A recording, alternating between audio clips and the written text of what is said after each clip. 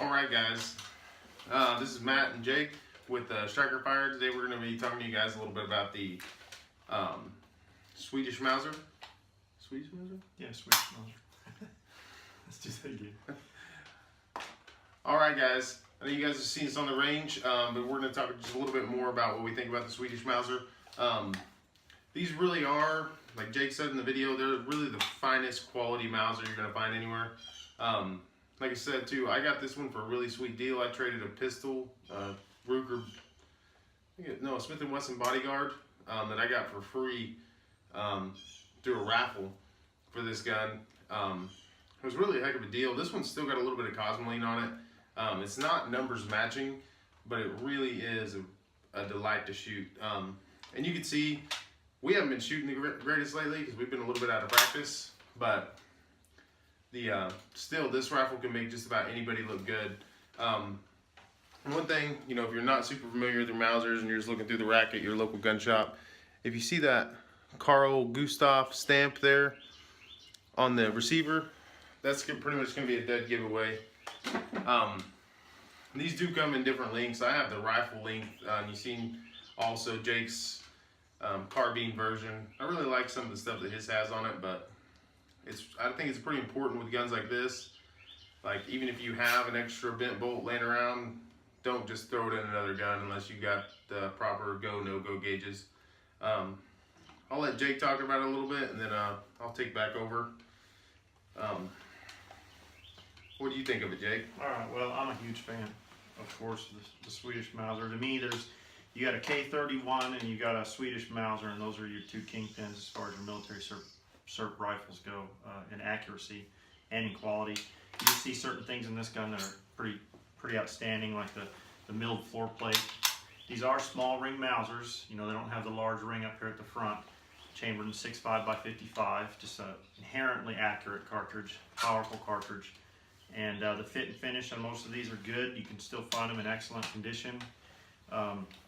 And like he said, this particular rifle right here, the long version of this gun, just shoots outstanding. The recoil impulse on it is just low, and it's just a really, really nice rifle. And I would recommend a Swedish Mauser to anybody. If you're a serious gun collector, or even not that serious of a gun collector, you need to get one or two of these in your collection for sure. Yeah, like he said, that Swedish Mauser cartridge, 6.5 by 55. Mm-hmm.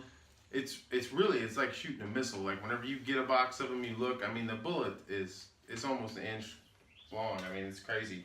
You can see Jake here has the carbine version, and it's got the bent bolt, which is really done excellent. And you can tell just by every piece on these rifles how well they were put together. Another nice touch that Jake's rifle has on it is the hooded front sight. I really wish mine had one of those. Yeah, cool, pretty cool. But some of those are going to be missing. If you see one of these at a gun shop, pick it up. I mean, especially, I don't really know what the market is on them. There's a couple sites out there asking like $700 for them. With mil SERPs right now, it's pretty crazy. You'll see some wild stuff out there, but I mean, that's a $450 rifle all day, and that's really a steal for the quality of workmanship you're going to get. You're not going to get that from any of the modern Remingtons. I know they still make good guns, but the craftsmanship just isn't there like it is on these rifles with the pre-64 stuff. And that's whenever these rifles really shine. If you want something that's going to be classy, you don't need a scope, it's really your go-to rifle. These even like this rifle right here, okay, it's got a really long sight radius on it. So when you're drawing a bead on this with this gun, it's just inherently puts that round right where you want to shoot it. That's kind of an old concept that people had. The longer barrels were more accurate and everything. In all reality, it was the longer sight radius. Just helps people it helps people to shoot more accurately. Yeah, and this gun too has a very good trigger on it. It's not quite Swiss K31, but it is a really nice trigger. And another thing to remember about any of these mil SERPs, and you'll see it on almost all of our targets unless we're holding really low, is they're basically all sighted in for 300 meters. Yeah. So you're always going to print really high. If you're shooting at a deer or something, I would definitely shoot at the bottom. You know where the kill zone is. I just shoot at the belly on that part if it's at 100 yards, because these rifles seem to print really high for me anyways. But that's one thing that you're really going to need to go to the range and figure out for yourself, is where your rifle's printing at. I think that's all for this week's video.